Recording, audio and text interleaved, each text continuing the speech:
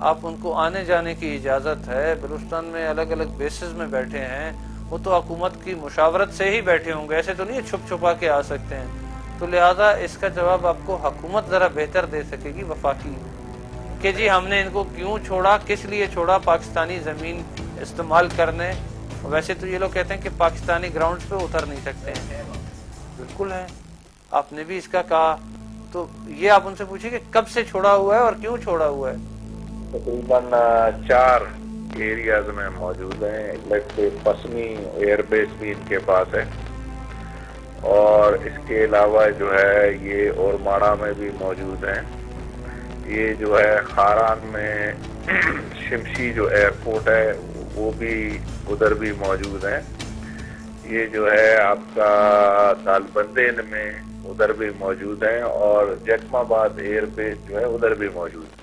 ناظرین، یہاں پر ڈرونز کے بارے میں آپ کو بتاتے چلیں کہ جب ڈرونز کی بات کی جائے تو اس سے مراد وہ وہیکل ہے جسے فاصلے پر رہ کر آپریٹ کیا جا سکے.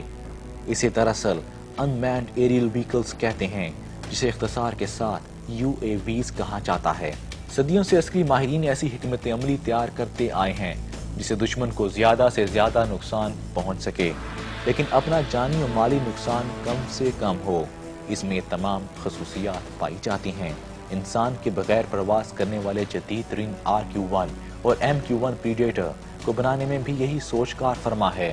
MQ-1 کسی ایک ایئرکرافٹ کا نام نہیں ہے، بلکہ ایک مکمل سسٹم ہے، ایک مکمل آپریشنل سسٹم جو کہ سینسرز کے ساتھ 4 ایئر وہیکلز، ایک گراؤنڈ کنٹرول اسٹیشن اور ایک predator primary satellite link communication switch پر مشتمل ہے. پریڈیٹر کو ابتدائی طور پر RQ-1 کا نام دیا گیا تھا. انہیں انسان کے بغیر اڑان بھرنے کی خصوصیت کی وجہ سے UAV یعنی ان مین ایریل وہیکل کہا جاتا ہے. ان جدید ترین طیاروں کا عملہ انہیں میدان جنگ کے خطرات سے میلوں دور محفوظ جگہ سے بیٹھ کر آپریٹ کرتا ہے. ان کے ذریعے فضائی حملوں کے علاوہ جاسوسی کا کام بھی لیا جاتا ہے. اس کے ذریعے اسٹرنگر میزائل بھی لے جائے جاتے ہیں. یہ ایئرکرافٹ 1995 سے زیر استعمال ہیں اور اب تک افغانستان، پاکستان، بوسنیا، سربیا، عراق اور یمن میں استعمال کیے جا چکے ہیں. 2009 تک امریکن ایئر فورس کے فلیٹ میں 195 پریڈیٹرز شامل کیے جا چکے. ان میں سے 1/2 سے زیادہ کریش ہو چکے ہیں. امریکی پریڈیٹر کی ہیڈ سے ٹیل تک لمبائی 27 فٹ ہے، پروں کا پھیلاؤ 48.7 فٹ اور ایریا 123.3 مربع فٹ ہے. اس کی اونچائی 6.9 فٹ ہے. خالی جہاز کا وزن 1130 پاؤنڈ ہے، جو لوڈ ہونے کے بعد 2250 پاؤنڈ تک پہنچایا جا سکتا ہے. RQ-1 میں مانیٹرنگ کے کچھ انتہائی جدید آلات استعمال ہوتے ہیں، جن میں full colour nose camera, variable aperture camera, variable aperture infrared camera اور سنتھیٹک اپرچر ریڈار بھی شامل ہیں. نوز کیمرے کو دور بیٹھا پائلٹ بنیادی طور پر کرافٹ کو نیویگیٹ کرنے کے لیے استعمال کرتا ہے. ویریبل اپرچر کیمرہ، جو کہ روایتی ٹی وی کیمرے کی طرح ہوتا ہے، پریڈیٹر کی آنکھوں کا کام کرتا ہے. انفرارڈ کیمرے کے ذریعے کم روشنی اور رات میں دیکھنے کی سہولت ہوتی ہے، اور سنتھیٹک اپرچر ریڈار بادلوں اور دھوئیں وغیرہ کی موجودگی میں دیکھنے کا کام کرتا ہے. اس پورے نظام کو چلانے کے لیے تقریباً 82 لوگوں کی ٹیم کام کرتی ہے.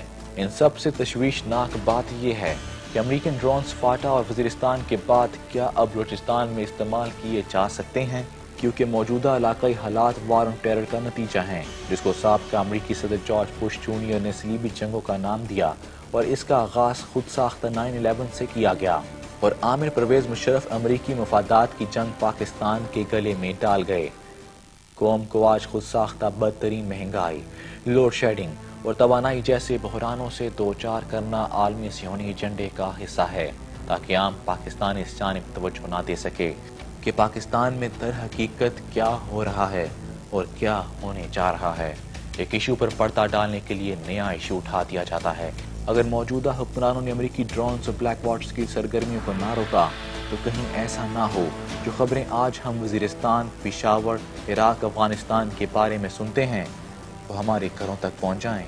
سرحدوں کی حفاظت کرنا حکومت پاکستان اور پاک فوج کا قومی فریضہ ہے، تاکہ پاکستان کے قومی مفاد کو مد نظر رکھتے ہوئے امریکن مفاد سے نکل کر قوم کی خاطر فیصلہ کریں. ورنہ یہی رچرڈ ہالبروک، جس کے ذمہ یوگوسلاویا کو توڑ کر کرویشیا، سربیا، بوسنیا وغیرہ میں تقسیم کرنا تھا، اب اسے پاکستان کے حصے بکھرے کرنے کی بھی ذمہ داری سونپ دی گئی ہے. صوبہ سرحد میں تو بلیک واٹر کے اہلکار موجود ہیں، تو بلوچستان میں بھی امریکن مرینز اور American JSOC joint special operation command کے اہلکاروں کے ہونے کی رپورٹس آ رہی ہیں، جنہیں افغانستان سے اردو اور افغانی زبانیں سکھا کر بلوچستان کے راستے پاکستان میں داخل کیا جائے گا، اور ان کو خاص طور پر پولیٹیکل اسیسینیشنز، جوہری ہتھیاروں کو ناکام بنانے اور جاسوسی کے لیے استعمال کیا جا سکتا ہے۔ ان تمام تر رپورٹس کے باوجود ہماری حکومت خفیہ ادارے اور آرمی پر سکوت طاری ہے۔